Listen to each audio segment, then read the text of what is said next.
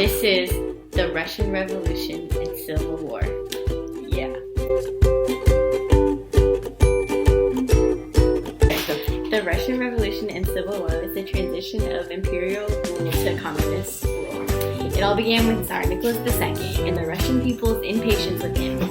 Russia was a little bit behind the times. They were the last autocracy in Europe, and the Tsar ruled by divine power and thought that God gave him the right to rule. What a guy, right? In 1905, a revolution was stirring. Cities were becoming overcrowded with workers in St. Petersburg and Moscow. Hungry and tired of the Tsar, demonstrators marched to the Tsar's palace to make their demands. Imperial forces fired at them, wounding and killing hundreds. This event was known as Bloody Sunday. In response, the Tsar developed the Dumas, which were basically councils of representatives. Unfortunately, the Tsar never really acknowledged them or let them form legislation. So yeah, they didn't go well. When World War I happened, the Tsar left for the front lines to make himself look like a good leader. Unfortunately, he left the country in the hands of his wife Alexandra and a man named Rasputin. Now, who is Rasputin? Exactly. He was a mystical faith healer who closely advised Alexandra. No one really knew where he came from. Together, they drove the economy into the ground and created chaos. As inflation and starvation rose, cities became overcrowded with people. This showed the Tsar's inability to rule and do his job, which was to lead the Russian people, not go to war and make them starve. The February Revolution, March if we're using the Gregorian calendar, started with people storming Petrograd, which is now known as St. Petersburg. The people broke into bakeries. Troops tried to stop them, but ended up joining their protests. Everyone was fed up with Tsar Nicholas. The Tsar came back to try to regain his power, but he was forcefully abdicated on March 17th. The Duma declared itself a provisional government. The provisional government was headed by Alexander Kerensky. The Soviet Petrograd started to develop against the provisional government. They were more radical and revolutionary. At this time, Vladimir Lenin began to lead the Bolsheviks. Lenin was influenced by Karl Marx and his Marxist socialism. He wanted social reform immediately.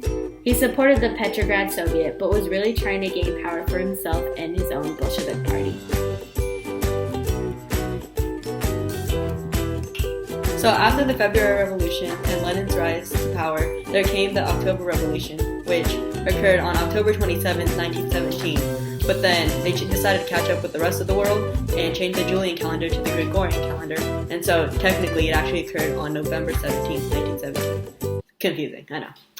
Anyways, so the revolution was called Red October because it was basically the rise of communism during the time, and so this is what went down. So Tsar Nicholas II, his empire basically just collapsed, it just fell apart, and then which led to the overthrow of the provisional government by Vladimir Lenin, and so basically this whole revolution just was the Bolsheviks against the socialists.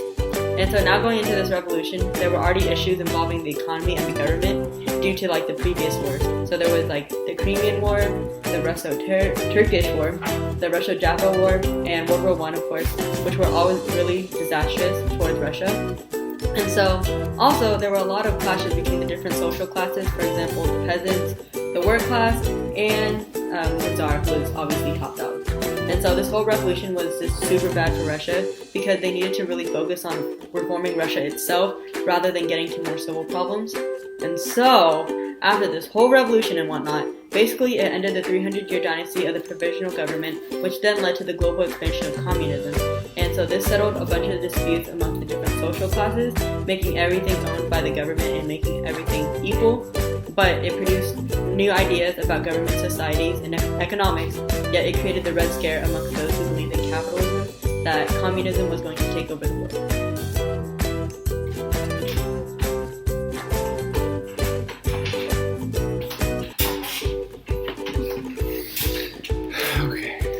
Anyways, the Treaty of Brest-Litovsk was a peace treaty signed between Central Power and Russia in 1918. The Treaty of Brest was signed because of several reasons. Russia didn't want to be involved in World War I anymore because it had already lost a lot of people, 55 million to be exact. It didn't want to lose anymore. Russia also needed time to regroup and breathe before the Civil War started. The terms they signed on was also a lot, too. They gave up 1 million square miles of their own land and also had to give up Poland and the Baltic states of Lithuania, Latvia, and Estonia to Germany and Austria-Hungary.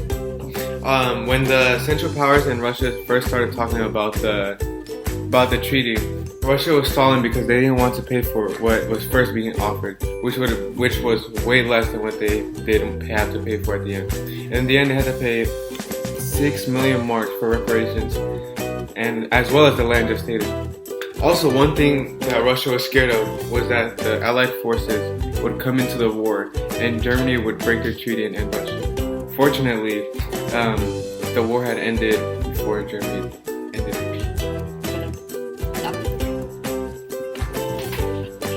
Lenin started forcefully imposing communism. He used the Cheka, a secret police, to kill or arrest anyone against him or communism. The Cheka killed thousands of people. The Russian Civil War was Lenin's Red Army, consisting of Bolsheviks against the reformists and Tsarists, who were the White Army. Despite the hesitation from the Allied powers, especially David Lloyd George and Woodrow Wilson, the Allied powers sent in troops to help the White Army. They only helped to prevent Germany from dominating. The foreign aid and help wasn't very useful to them. They provided minimal military and financial support. At that point, it was pretty evident that the Bolsheviks were going to win the war. The whites were too divided and didn't communicate well. With the great Leon Trotsky leading the efficient Red Army, as well as their control of the middle of Russia, the Red Army won the war. Now, Lenin was able to go into war communism. The Kronstadt Revolt of 1921 showed how workers and peasants didn't like war communism, so Lenin had to relax it a bit. Lenin made the factories controlled by managers, and he had the Cheka take food from the peasant farmers so that it could be distributed equally. The Civil War was essentially over in 1921. Even with this, the economy was still in a crisis, so Lenin introduced the new economic policy, which was a step backwards for communism. People were mad because Lenin did all this work for communism just for it to go a step backwards. Lenin also renamed Russia the USSR, Union of Soviet Socialist Republics. With all this war and communism, the people of Russia suffered quite a bit.